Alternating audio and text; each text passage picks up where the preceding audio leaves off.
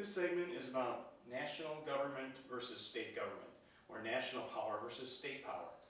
This argument is not about Democrat versus Republican, because both the Republicans and the Democrats have been responsible for growth in our government over the last 100 years. Our founders set up a set of checks and balances within each set of governments. The state government had the executive, the legislative, and the judicial branch, which kept each other in check. Same thing with the national government. They had a judicial, executive, and legislative branch that kept each one of those branches in check.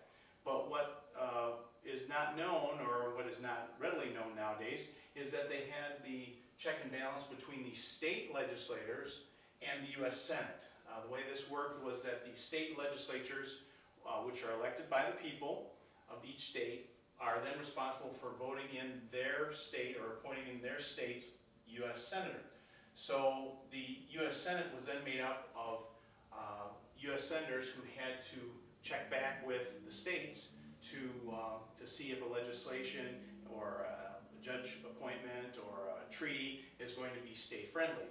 So that worked for 120 years. That system of government kept our government at a flat line and wasn't growing, and personal liberties were protected, and until the 17th Amendment came in and cut the ties between the state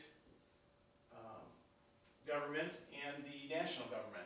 And so the 17th Amendment basically cut the national government free from its controls by the state legislature. And from 1913 on, our government has grown and grown and grown. And so we need to repeal the 17th Amendment, and we need to reconnect the state legislatures back with their U.S. senators, so then they can control the national government. Because right now, our U.S. senators are out of control. And the only way to recontrol them is to go back to the Constitution, to go back to the way our founders had originally intended for our state legislatures to control the U.S. Senate.